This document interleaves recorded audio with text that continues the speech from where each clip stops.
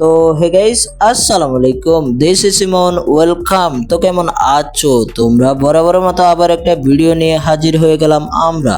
আজকের ঘটনা কি? আজকের ঘটনাটা হচ্ছে এই সমাজের মা নামের কলঙ্ক এক ভদ্র মহিলাকে নিয়ে। তো আজাইরা বক বক না করে দেরি, চলো ভিডিও শুরু করি।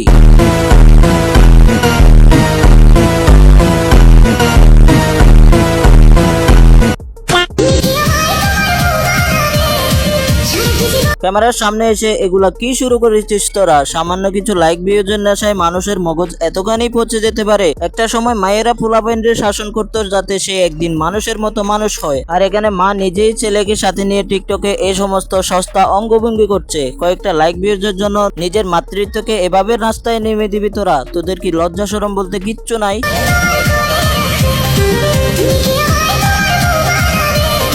একটু দেখো এদের অবস্থা। মাথায় টুপি, গায়ে পাঞ্জাবি, পোশাকটা দেখে মনে হচ্ছে এই মাত্র নামাজ পড়াইলো, আর ক্যামেরা অন হতেই মায়ের সাথে এরকম চরমচর নাচ। লজ্জা শরম কি তোরা একদম ধুয়ে মুছে গিয়ে ফেলেছিস?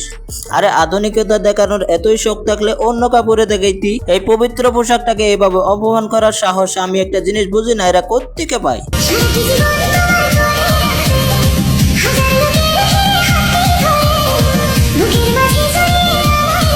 এইটুকুই একটা বাচ্চা যার এখন মাদ্রাসায় গিয়ে হাফেজ হওয়ার কথা, মায়ের কাছ থেকে ভালো কিছু শেখার কথা, সেখানে তুই নিজে দাঁড়িয়ে থেকে এসব সস্তা জিনিস শেখাচ্ছিস। তুই মা হয়ে নিজের সন্তানের ভবিষ্যৎ নিজের হাতেই অন্ধকার করতেছিস। টিকটকের এই সস্তা পপুলারিটি তোদের কয়দিন থাকবে রে? কিন্তু এই বাচ্চাটার মাথায় তোরা যে নোংরামি গুলা ঢুকাই দিচ্ছিস, সেটা তো ওরে সারা জীবন ভোগাবে। তো গাইস, সবশেষে আরেকটা কথা বলতে চাই, মহান আল্লাহ তাআলার কাছে আমার একটাই চাওয়া, এরকম মা যেন আর কারো ঘরে না হয়। আমি শুধু চিন্তা করতেছি এই বাচ্চাটার ভবিষ্যৎ নিয়ে। এই বাচ্চাটার ভবিষ্যৎ কি হবে? মা চেষ্টা করলে তো এই বাচ্চাটারে এগুলা না শিখিয়ে অনেক বড় হাফেজ বানাইতে পারতো। এর দেখে আমার মনে হচ্ছে আমাকে ক্রিম আপা এর থেকে অনেক ভালো। তো আজকের মতো বিদায় নিচ্ছি প্রিয়। ভিডিওটা ভালো লাগলে লাইক করে দিও।